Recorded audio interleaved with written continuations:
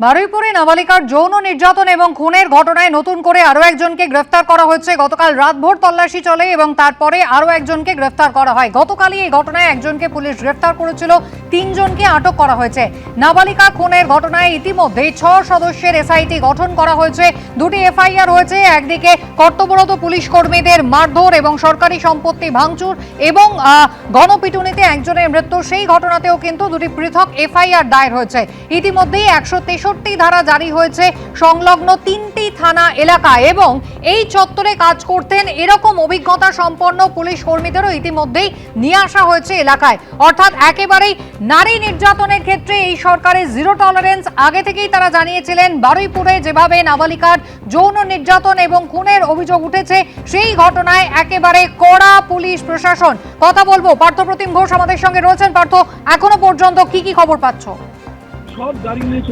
এখনো পর্যন্ত যে বিষয় জানতে পারছি সেটা হচ্ছে এই গোটা ঘটনার পরে কিন্তু এলাকায় যেহেতু উত্তেজনা পরিস্থিতি রয়েছে, এলাকায় 163 নম্বর ধারা জারি করা হয়েছে, তারপরেও কিন্তু এলাকায় একটা উত্তেজনা পরিস্থিতি রয়েছে এবং এরপরে কিন্তু আমরা রাজ্যের বিভিন্ন প্রান্তে একাধিক সিনিয়র যারা অফিসিয়ালস রয়েছেন, যারা আগে পূর্বাতন হচ্ছে বারুইপুর এই সাব ডিভিশনে কাজ করেছে, সেই রকম একাধিক পুলিশ অফিসারকে নিয়ে আসা হয়েছে বারুইপুরে, যারা হচ্ছে এলাকা সম্পর্কে সমস্ত ওয়াকিবহল, যারা হচ্ছে এলাকায় পরিচিত, তাদেরকে কাউকে মেদিনীপুর থেকে, কাউকে অন্য জায়গা থেকে কিন্তু এরকম একাধিক অফিসারকে নিয়ে আসা হয়েছে পরিস্থিতি যাতে স্বাভাবিক করা যায়, পরিস্থিতি যাতে শান্ত রাখা যায়। ইতিমধ্যে তুমি দেখেছো গতকালকে গোটা ঘটনার পর প্রশাসনের তরফ থেকে স্পষ্ট করে বলা হয়েছে যে তারা হচ্ছে যারা অভিযুক্ত তাদের বিরুদ্ধে কঠোর থেকে কঠোর ব্যবস্থা নেবে। আইজি পদমর্যাদার অফিসার তিনি একেবারে স্পষ্ট করে জানিয়ে দেন এবং একটা এসআইটি গঠন করা হয়েছে এবং এরপর গোটা ঘটনায় যে নাবালিকার ওপর যৌন নির্যাতন এবং যে খুনের অভিযোগ দায়ের হয়েছে, সেই ঘটনায় ইতিমধ্যে 2 জনকে পুলিশ গ্রেপ্তার করেছে এবং 3 জনকে এখনো পর্যন্ত আটক করে জিজ্ঞাসাবাদ সেটা কিন্তু চালাচ্ছেন তদন্তকারী আধিকারিকরা। একেবারেই পার্থ, তুমি আমাদের সঙ্গে থাকো। এলাকায় ইতিমধ্যেই 163 ধারা বিএনএস এর জারি করা হয়েছে। এলাকায় প্রচুর পুলিশ কর্মী, তাদের মোতায়েন করা হয়েছে। কেন্দ্রীয় বাহিনী তারাও কিন্তু রয়েছেন। এলাকায় কাজের অভিজ্ঞতা রয়েছে এমন পুলিশ আধিকারিকদের এলাকায় নিয়ে এসে পরিস্থিতি নিয়ন্ত্রণের কাজ চলছে। গতকাল সকাল থেকে এলাকা উত্তপ্ত হয়ে ওঠে এবং ক্ষোভে ফেটে পড়েছিলেন স্থানীয়রা। একেবারে মৃতদেহ রাস্তার উপরে রেখে গাছের গুঁড়ি ফেলে টায়ার জ্বালিয়ে তারা বিক্ষোভ দেখিয়েছিলেন। প্রেসিডেন্সি রেঞ্জের আইজি কঙ্কর প্রসাদ বারুই তিনি ঘটনাস্থলে পৌঁছেছিলেন। টেলিফোনে তার সঙ্গে কথা বলে দোষীদের বিরুদ্ধে কড়া পদক্ষেপের নির্দেশ দিয়েছিলেন মুখ্যমন্ত্রী শুভেন্দু অধিকারী। সেই ফুটেজটা সারা রাত ধরে যখন আমরা দেখি, সেখানে ধরা পড়লো আমাদেরই গ্রামের পাশে প্রাথমিকভাবে সারা রাত ধরে নির্মম অত্যাচার চালিয়েছে। প্রত্যেক লোকের উপযুক্ত সাজা হবে, আমরা ফাঁসির সাজা দেব। একটু আগে আমাদের মুখ্যমন্ত্রী ফোন করেছিলেন, উনি কথা দিয়েছেন এই কেসের সঙ্গে যারা যারা জড়িত কাউকে ছাড়া হবে না। আপনাদের আমি কথা দিয়ে যাচ্ছি, এর বিরুদ্ধে যা যা ব্যবস্থা গ্রহণ করার আমরা গ্রহণ করব। যে বাচ্চা মেয়েটা মারা গেছে, আমার বোন, আমার মেয়ে, সেই মেয়েটাকে একটু ছেড়ে দিন। উনি বলেছেন আজকের মধ্যে যাতে পোস্টমর্টম হয়ে যায় সেটা আমি করিয়ে দেবো।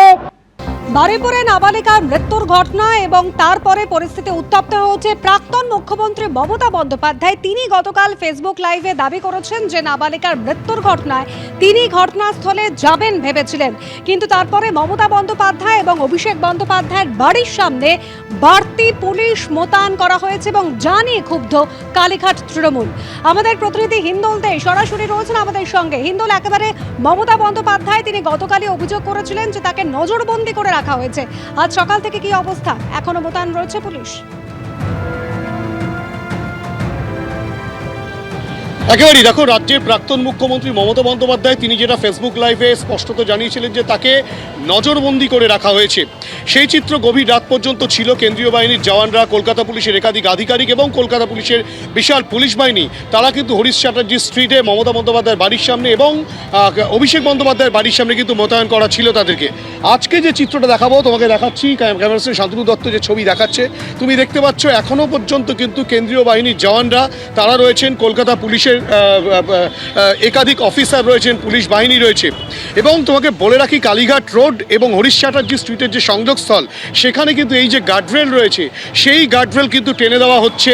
শুধুমাত্র যেসব গাড়ি ঢুকছে সেই গাড়িতে কে আসছেন কে বেরোচ্ছেন সেটার উপরেও যেমন নজর রাখা হচ্ছে, তার পাশাপাশি কিন্তু এখানে নিশ্চিদ্র নিরাপত্তায় মুড়ে ফেলা হচ্ছে। তোমাকে দেখাবো, তুমি দেখতেই পাচ্ছ কেন্দ্রীয় বাহিনীর মহিলা যারা রয়েছেন তারা রয়েছেন, কলকাতা পুলিশের মহিলা পুলিশকর্মীরা রয়েছেন এবং কেন্দ্রীয় বাহিনীর জওয়ানরা প্রত্যেকেই কিন্তু একেবারে গেটে ঢোকার মুখে এখানে কিন্তু বিভিন্ন জায়গায় তারা কিন্তু তাদেরকে মোতায়েন করা হয়েছে।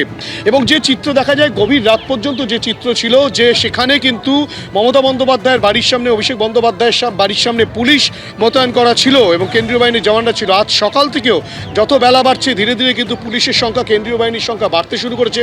মমতা বন্দ্যোপাধ্যায় দাবি করেছিলেন তিনি নির্যাতিতার পরিবারে বা ঘটনাস্থলে সেখানে যাবেন, তাদের পরিবারের সঙ্গে কথাবার্তা বলবেন, কিন্তু পুলিশ তাকে নজরবন্দি করে রেখেছিল বলে তার দাবি। এবং এখন আজকে সকাল থেকে কিন্তু পুলিশের আঁটোসাঁটো বন্দোবস্ত।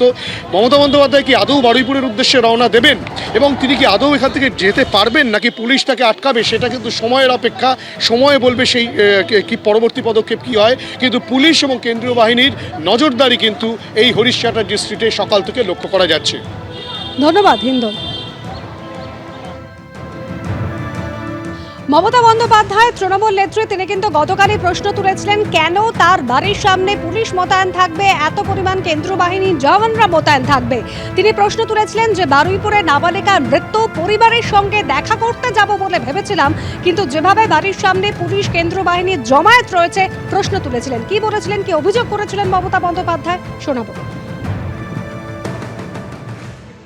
আজকেও বারুইপুরে যে ঘটনা এক মারাত্মক রূপ নিয়েছে, কারণ মানুষ সহ্য করতে করতে মানুষের ধৈর্যের বাঁধ ভেঙে গেছে। আর আমি কোনোদিন জীবনে কোনো দাঙ্গা হাঙ্গামা করার পছন্দ করি না এবং করিনি। আমি ভেবেছিলাম আমি তাদের পরিবারে একাই যাব এবং গিয়ে তাদের শোকসন্তপ্ত পরিবারের সাথে একটু দেখা করবো, তাদের কথা শুনে আসবো। কিন্তু দেখুন, আমার বাড়ির সামনে থেকে একেবারে সমস্ত রাস্তা গোলে মাথা থেকে আমার বাড়ি পর্যন্ত লুটমার ছুটছে এবং পুরোপুরি প্রায় 1000 পুলিশ, সিআরপিএফ থেকে শুরু করে আরো সমস্ত পুলিশ সবাই মিলে সেখানে জমায়েত হয়েছে। কি না তো আমাদের নাকি নজরবন্দি করে রাখা হয়েছে, আমি শুনছি হাউস অ্যারেস্ট করা হয়েছে, মুখে না বললেও এটা তো সেটাই প্রমাণ হয়। এমন কি ঘটলো যে আমার বাড়ির সামনে লুটপাট করতে হচ্ছে? এখানে তো কোনো অ্যাকশন ছাড়া নেই। মমতা বন্দ্যোপাধ্যায়ের অভিযোগ। আর রাজ্যের পঞ্চায়েত মন্ত্রী দিলীপ ঘোষ তিনি বলছেন কেন তাকে হাউস অ্যারেস্ট করা হবে, যাতে তাকে লক্ষ্য করে কেউ ডিম না ছড়ে তার জন্য গার্ড দেওয়া হয়েছে।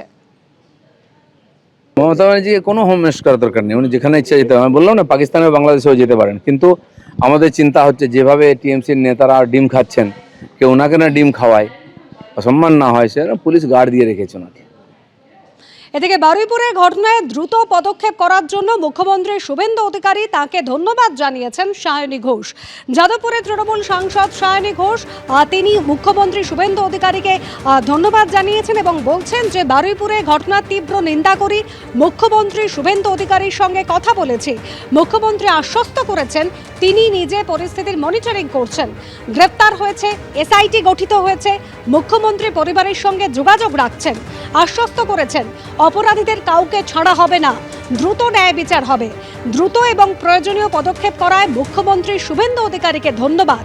সোশ্যাল মিডিয়ায় এভাবেই পোস্ট করেছেন যাদবপুরের সাংসদ সায়নী ঘোষ।